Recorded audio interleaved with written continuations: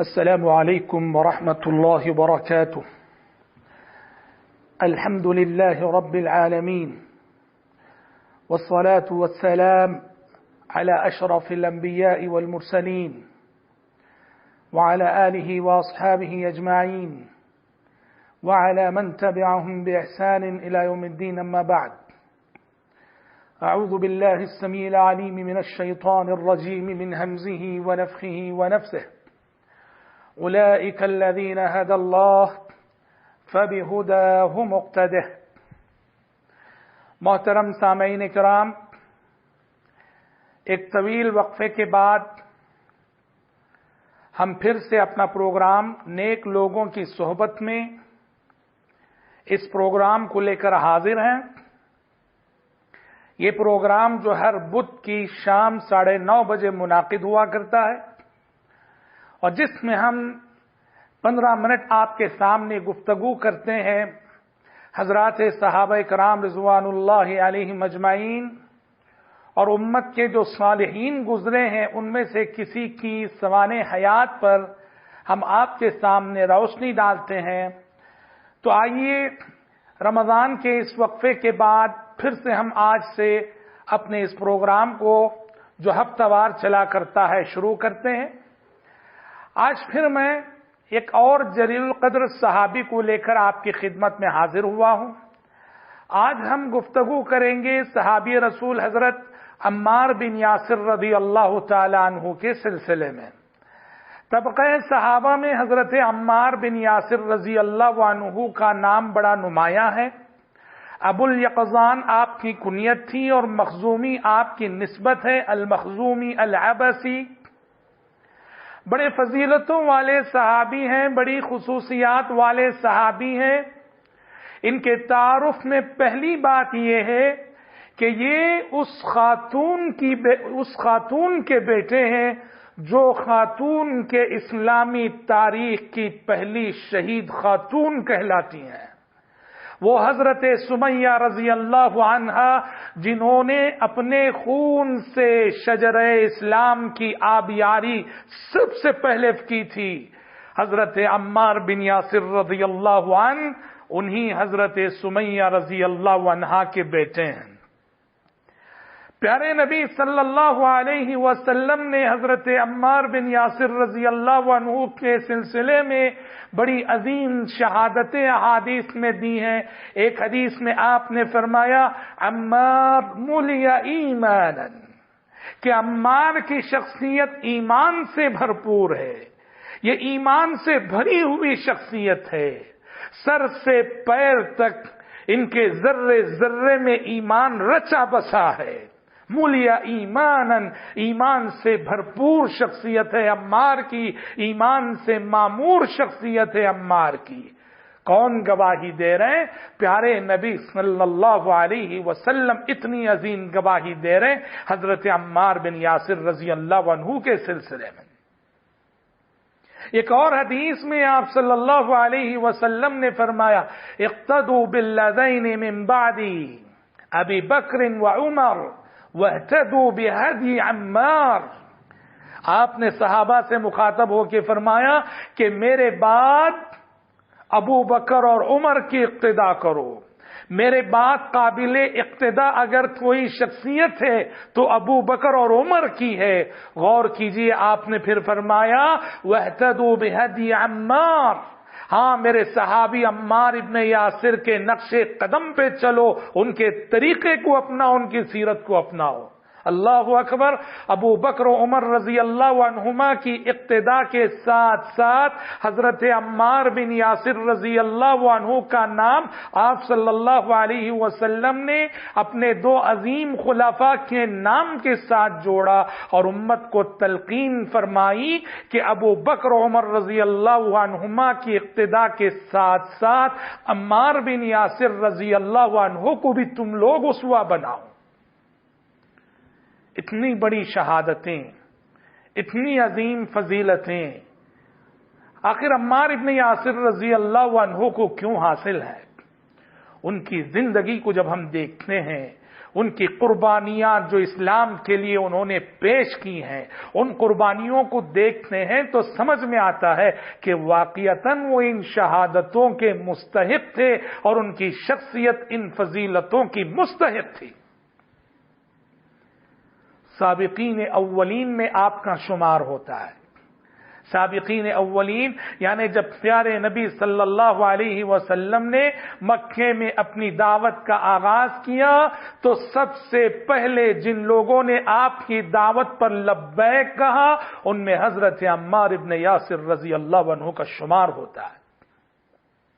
اور ان کی قربانیوں میں ایک مرحلہ ہجرت کا بھی آیا کہ جب مکے کی سرزمین تنگ ہونے لگی اور حضرات صحابہ کرام رضوان اللہ علیہم اجمعین حبشہ ہجرت کرنے لگے تو حبشہ ہجرت کرنے والوں میں حضرت عمار کا بھی شمار ہے۔ اور اس کے علاوہ تمام ہی غزوات میں پیارے نبی صلی اللہ علیہ وسلم کے دوش بدوش یہ شریک رہے۔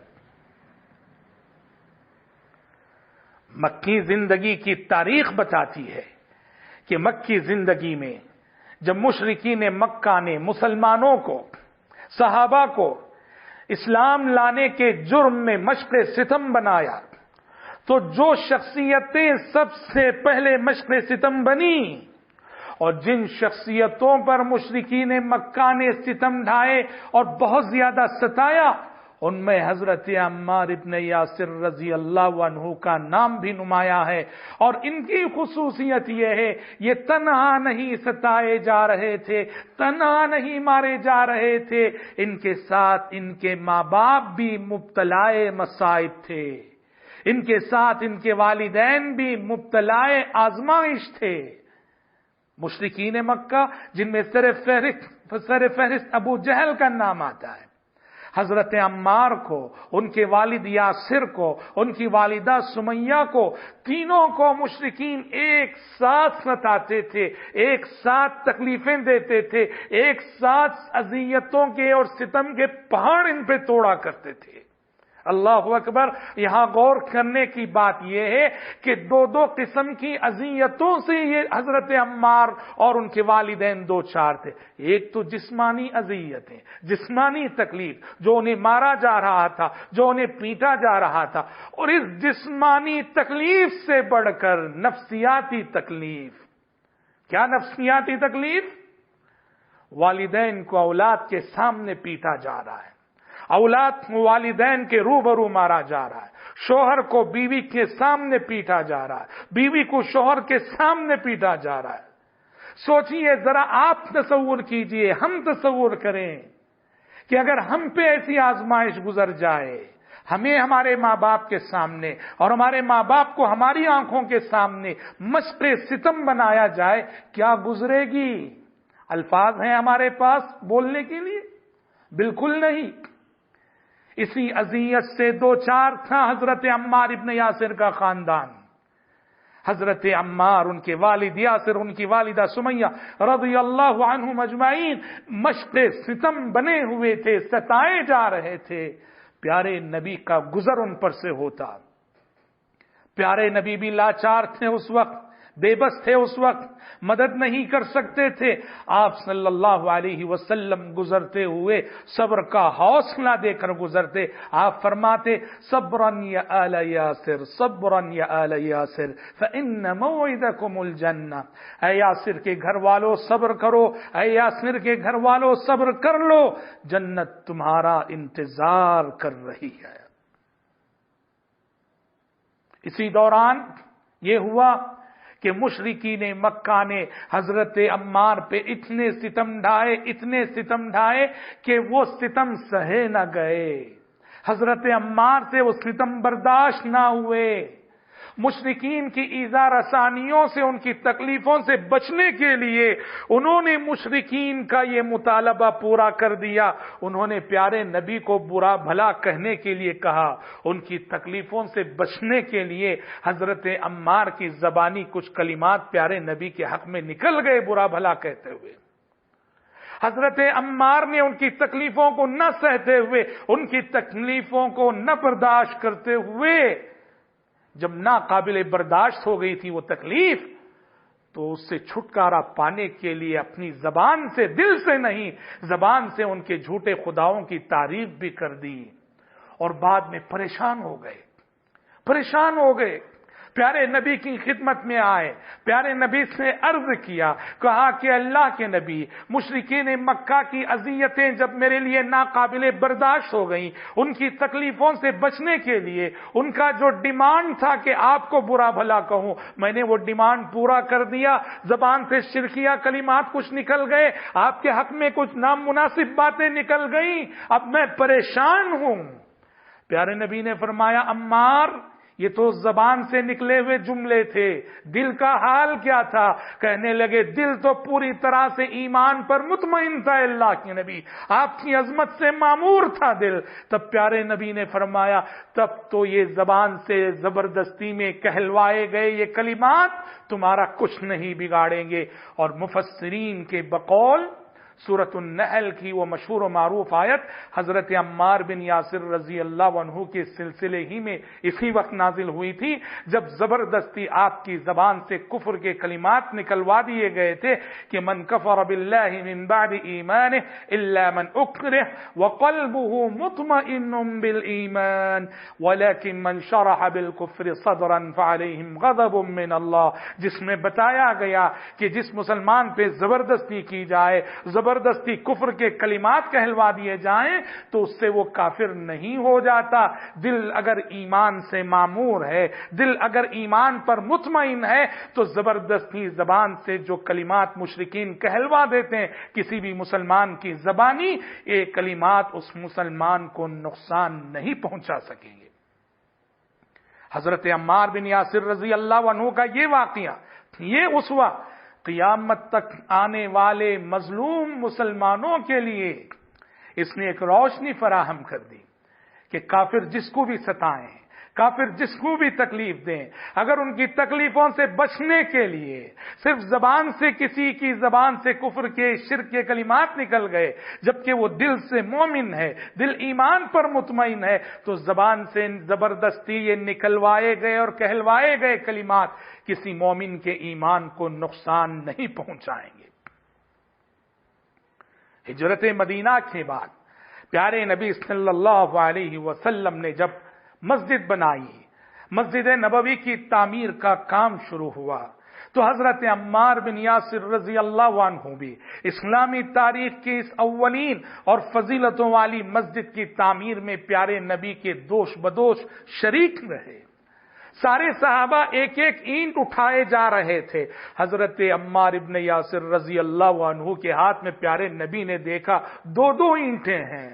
حضرت پیارے نبی نے حوصلہ دیتے ہوئے حضرت عمار کے بدن پہ جو غبار تھی اس غبار کو ہٹاتے ہوئے آپ صلی اللہ علیہ وسلم نے حضرت عمار کو حوصلہ دیتے ہوئے ایک پیشن گوئی فرمائی، تقتلک الفئۃ الباغیہ، کہا کہ عمار باغی گروہ کے ہاتھوں تمہارا قتل ہونے والا ہے۔ ایک پیشن گوئی تھی جو آپ بالکل آغاز ہجرت میں فرما رہے تھے۔ پیارے نبی کی وفات کے بعد حضرت عمار ابن یاسر رضی اللہ عنہ عہد فاروقی میں کوفہ کے گورنر بھی مقرر ہوئے، اور کوفہ کے گورنر رہتے ہوئے اتنا مثالی کردار پیش کیا کہ ایک مرتبہ وہ اس حال میں دیکھے گئے کہ کوفہ کے مارکیٹ سے کوئی سامان خریدے ہوئے اپنی پیٹھ پہ لادے ہوئے جا رہے ہیں۔ آپ انسانی تاریخ میں ایسا کوئی گورنر دکھا سکتے ہیں جو گورنر ہو اور اپنی پیٹھ پر کوئی بوجھ اور کوئی موٹا ڈھوئے جا رہا ہو؟ حضرت عمار کے اندر یہ ہمت تھی، یہ تواضع تھا، یہ عاجزی تھی اور یہ انکساری تھی حضرت عمار ابن یاسر رضی اللہ عنہ کے اندر۔ گورنر رہتے ہوئے مارکیٹ اور بازار سے جو چیزیں انہوں نے خریدی تھیں اپنی پیٹھ پر لادے ہوئے جا رہے تھے، گورنر کو لوگوں نے اس حال میں دیکھا۔ بہرحال ایک مثالی زندگی گزارنے کے بعد، عظمت والی زندگی گزارنے کے بعد، ایک ایسی زندگی جو خدمت اسلام کے لیے وقف تھی، خدمت دین کے لیے وقف تھی، ایسی مثالی زندگی گزارنے کے بعد سن 37 ہجری میں صفین کے معرکے میں، جو معرکہ کہ حضرت علی اور حضرت معاویہ رضی اللہ عنہم اجمعین کے درمیان ہوا تھا، حضرت عمار بن یاسر رضی اللہ عنہ شہید ہو گئے، اور اس وقت پیارے نبی کی یہ پیشن گوئی پوری ہوئی کہ ایک باغی گروہ کے ہاتھوں تمہارا قتل ہونے والا ہے۔ صحابہ منتظر تھے کہ حضرت عمار کس کے ہاتھوں شہید ہوتے ہیں، تو صفین میں حضرت عمار رضی اللہ عنہ حضرت علی رضی اللہ عنہ کے ساتھ تھے، اور ایک ایسے شخص کی تلوار کے ذریعے وہ قتل کیے گئے جو امیر معاویہ رضی اللہ عنہ کی صف میں تھا۔ اس کا مطلب یہ ہوا کہ حضرت علی رضی اللہ عنہ اس موقع پر زیادہ حق بجانب تھے۔ لیکن محترم بھائیوں، اس حدیث کو صحیح طور سمجھنا بھی ضروری ہے۔ اس کا مطلب یہ نہیں کہ امیر معاویہ رضی اللہ عنہ پوری طرح غلط تھے، نہیں، حضرت امیر معاویہ رضی اللہ عنہ کا بھی اجتہاد تھا، ان کے ساتھ بھی حق کا ایک حصہ تھا۔